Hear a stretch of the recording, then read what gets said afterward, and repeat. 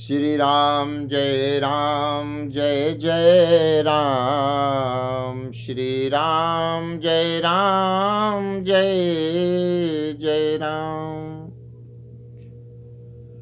भनित मोरि सब गुण रहित, विश्व विदित गुण एक। सो विचार सुनहि सुमति, जिनके विमल विवेक।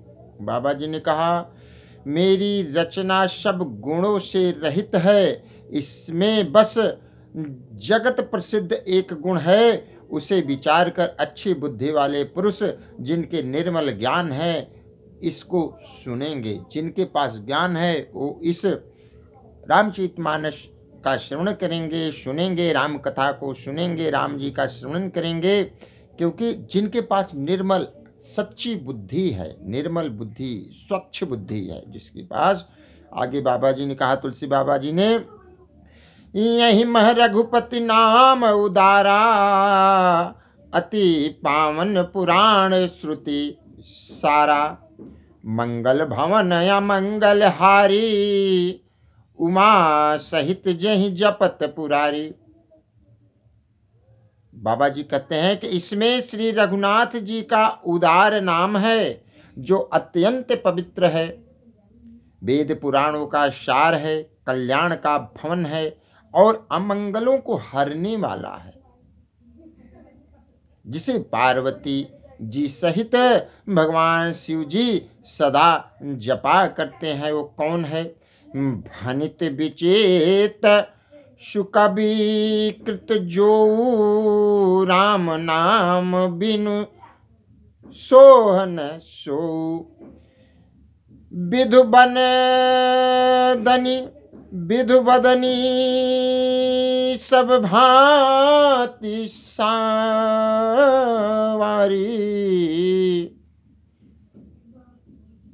सोन बसन बिना बर नारी। कहते हैं बाबा जी, विधु बदनी सब भांति संवारी, सोन बसन बिना बर नारी।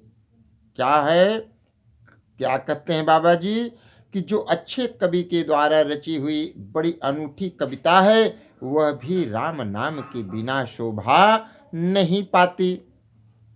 जैसे चंद्रमा के समान मुख वाली सुंदर स्त्री सब प्रकार से सुसज्जित होने पर भी वस्त्र के बिना शोभा नहीं पाती। सब गुण रहित कुकवि कृत बानी, राम नाम जस अंकित जानी।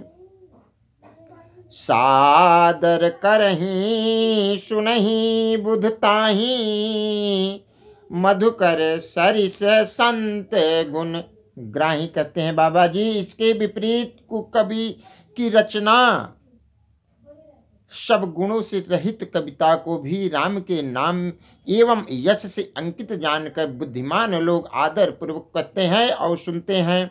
क्योंकि संत जन भंवरे की भांत गुण ही को ग्रहण करने वाले होते हैं। जो संत होते हैं उनको अवगुण से कोई मतलब नहीं है। अगर उसमें कोई गुण है, जिस तरह से एक भंवरा फूल पे बैठ के उसके रस को चूस ले, उसको फूल से मतलब नहीं है, उसके रस से उसको मतलब है, वो निगल लेता है। उसी प्रकार जो संत होते हैं वो गुण को, राम नाम के गुण को अपने अंदर ले लेते हैं और बाकी छोड़ के वहीं चले जाते हैं। कहते हैं बाबा जी कि यद्यपि कवित रस एक कहूँ नाही, और राम प्रताप प्रगट यही माही। सोई भरोस मोरे मन आवा,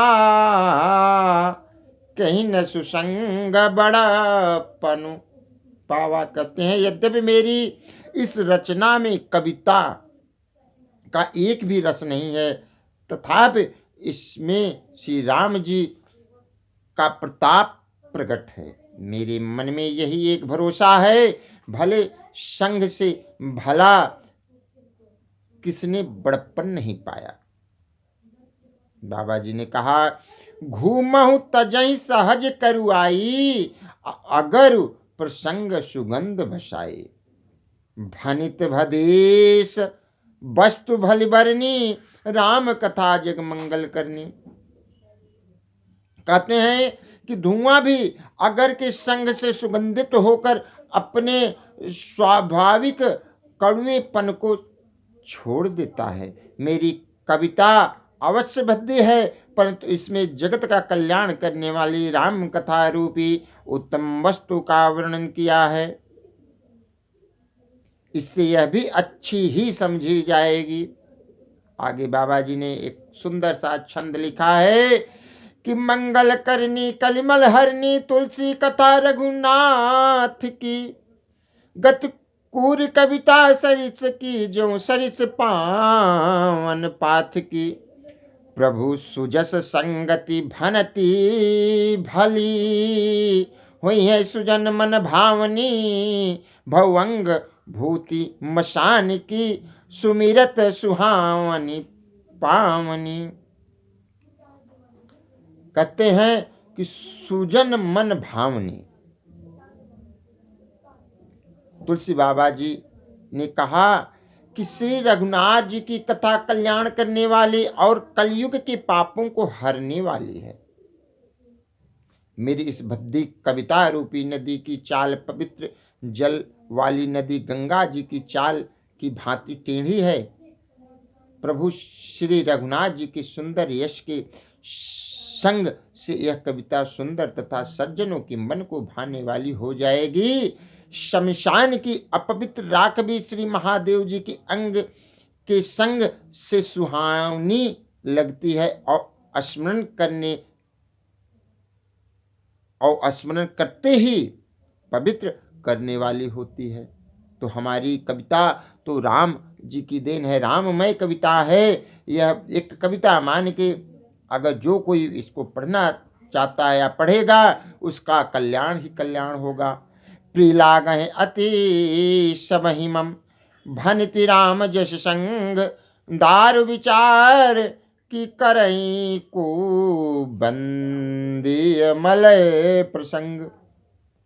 श्री राम जी के यश के संग से मेरी कविता सभी को अत्यंत प्रिय लगेगी। जैसे मलय पर्वत के संग से काष्ठ मात्र चंदन बनकर बंदनी हो जाता है, फिर क्या कोई काठ की तुच्छता का विचार करता है? नहीं, क्योंकि वो चंदन का विचार करता है। चंदन जो बनकर बंदनी हो जाता है। श्याम सुरभि पय बिसदयति, गुनद करी है सब पान। गिरा ग्राम में सिए राम जस, गाँव ही सुनहि सुजान। बाबा जी ने कहा श्यामा गौ काली होने पर भी उसका दूध उज्जवल और बहुत गुणकारी होता है, यही समझकर सब लोग उसे पीते हैं। इसी तरह गंवारू भाषा में होने पर भी श्री सीता राम जी के यश को बुद्धिमान लोग बड़े चाव से गाते और सुनते हैं। मणि मानिक मुक्ता छवि जैसी, अहीं गिरी गज सिर सोहन तैसी। निप किरीट तरुणी तनु पाई, लहई सकल शोभा अधिकाई। कहते हैं बाबा जी कि मणि माणिक और मोती की जैसी सुंदर छवि है, वह सांप पर्वत और हाथी के मस्तक पर वैसी शोभा पाती नहीं पाती। मणि माणिक और मोती की जैसी सुंदर छवि है, वह सांप पर्वत और हाथी के मस्तक पर वैसी शोभा नहीं पाती। राजा के मुकुट और नव युवती स्त्री के शरीर को पाकर ही ये सब अधिक शोभा को प्राप्त करते हैं। तैसे ही सुकवि कवित बुध कहीं, उपजहि अनत अनत छवि लहई।